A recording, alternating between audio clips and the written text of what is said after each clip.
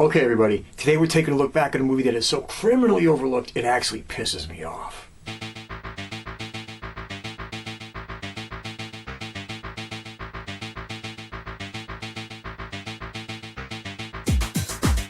Okay, today we're taking a look back at 1982's Endangered Species, a forgotten gem, a really good motion picture. But before we look at it, and before we analyze why it's overlooked, let's, as always, go to the trailer. And by the way, this is probably the worst trailer ever given to a motion picture in the history of cinema, which is probably why this thing flew under the radar.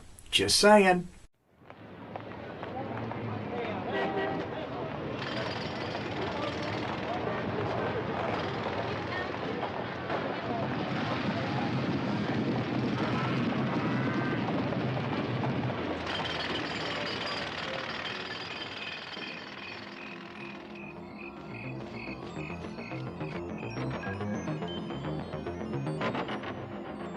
Where they came from is unknown.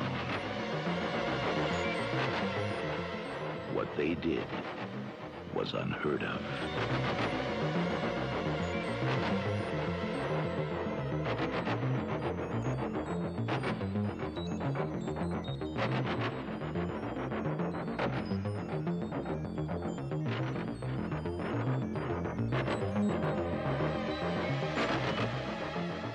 If they aren't stopped now, there may be no hope for the future.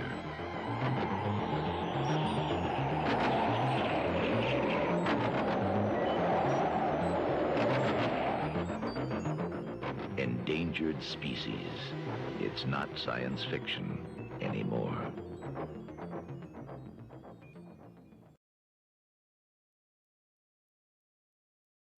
Okay, this was directed by Alan Rudolph. Now, he's done some motion pictures you're going to remember, some things you might have heard of. He did Mortal Thoughts. He did Intimate Affairs and Made in Heaven and Songwriter and Choose Me, A Terror Circus, Premonition. So he's been around, made some movies that probably at least jump out at you, some things you might have heard of and might have enjoyed. And actually, I think he probably should have had a kind of a bigger career than what he did. I kind of enjoyed his stuff, but here's what it was. Let's get going to the cast. Okay, playing Ruben Castle was Robert Urich, who we all remember that we just talked about in Ice Castles. Ice Pirates! Oh my God, just a few episodes ago. Anyway, and a lot of other stuff, and a lot of other things. Let's get going. He was in Magnum Force with Clint Eastwood. He was in Turk 182.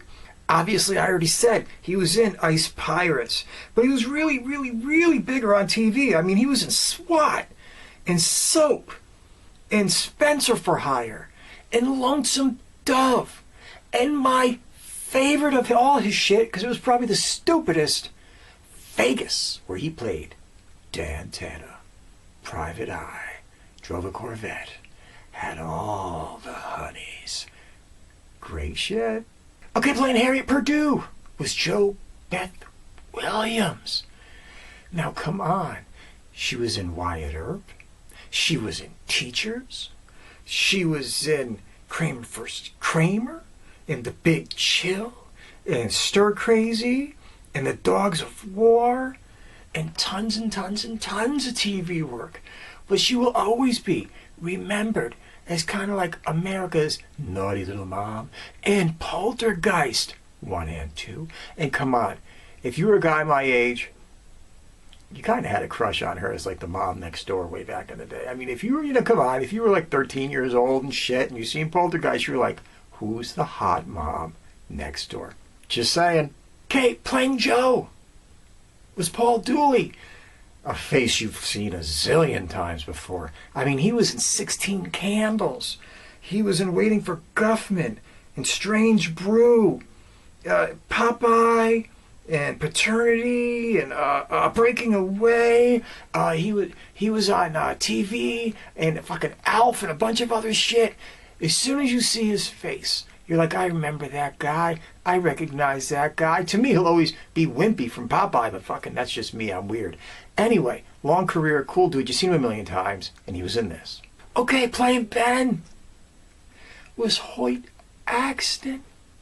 Yes, he was in The Black Stallion, in Liar's Moon, and he was the dad in Gremlins, and he was in Heart Like a Wheel. But he was really a great songwriter and a singer and did some stuff beyond the fact that his mother wrote Heartbreak Hotel for Elvis Presley. He wrote hits for other people that you will always remember. I mean, some of his own hits were just incredible all on their own.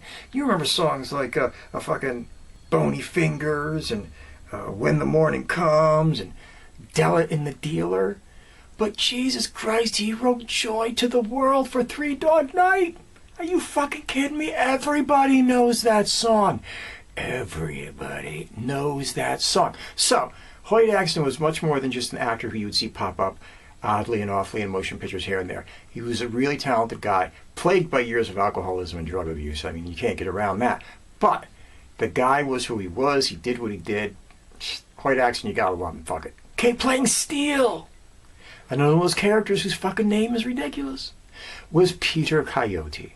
Now, he's been in a shitload of flicks. I mean, he's been around a very long time. He's been in a shitload of motion pictures. He was in stuff like Cross Creek and E.T. and Southern Comfort and The Legend of Billie Jean and Outrageous Fortune and Sphere and Aaron Brockovich and Femme Fatale and ungodly amounts of TV work, too. So, Peter Coyote, accomplished dude, always good in everything he does. Hey, man, he was in this. He's been in a bunch of shit. Good actor. Let's just get going to the story. Okay, everybody. As always, I'm going to try to do this in 90 seconds or less because that's the promise I try to keep. Anyway, you have a police officer, a lieutenant from the big city, Robert Urich, and he's hitting some bad times. Got injured in the line of duty. He's become an alcoholic. His daughter and him, basically the relationship is shit, and he wants to get away from it all. He needs to get away from it all. So he grabs the daughter, he grabs a trailer, he grabs his beat-up, shitty fucking Cadillac, and he starts driving out to this small little fucking podunk town where a friend of his just happens to be the guy that runs the local newspaper. But at this town, where hot little Sheriff JoBeth Williams happens to be presiding over, there's these weird situations popping up where cattle are being taken away, mutilated, and then left back on the farms again.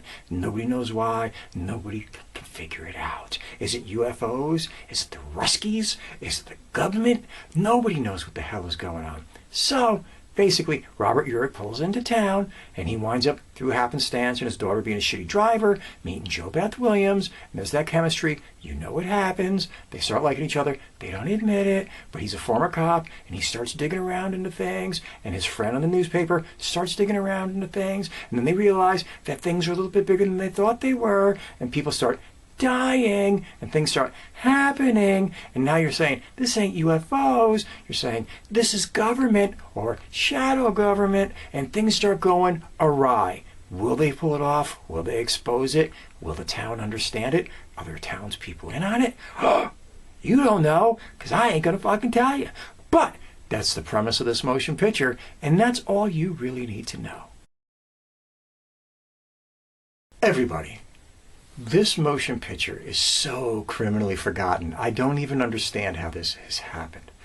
It's about a subject everybody likes. It's about the weird cattle mutilations. Way back then, that shit and crop circles and big fucking foot, that was the kind of stuff that boggled the average mind. It's still back in the days of things like, In Search Of on TV, and, How Incredible on TV, and all that kind of stuff where anything weird or paranormal was just like, whoa, get me involved. And this movie went right down that lane, and it went into it very well. The story was well written. You got a really good cast. It's fairly well directed.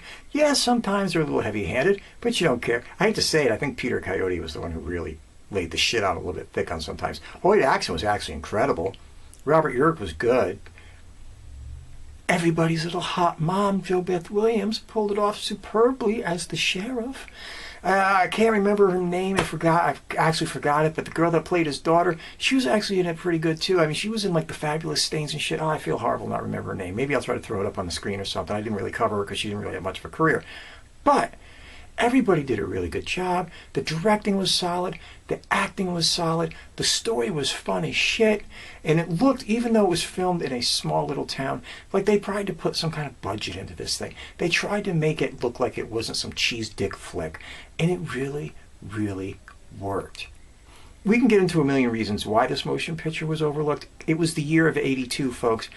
A lot of shit happened in 1982. A lot of big motion pictures hit the scene in 1982. A lot of things that would overshadow a motion picture like this. But that's why I like doing this channel, so I can tell you about the things that have gotten overlooked or forgotten or kind of passed over in the annals of time that you should go back and give it a look to, because they might have fallen through the cracks or slipped through the little shivers in the ground. And does that even make sense? I don't care. I'm fucking rolling.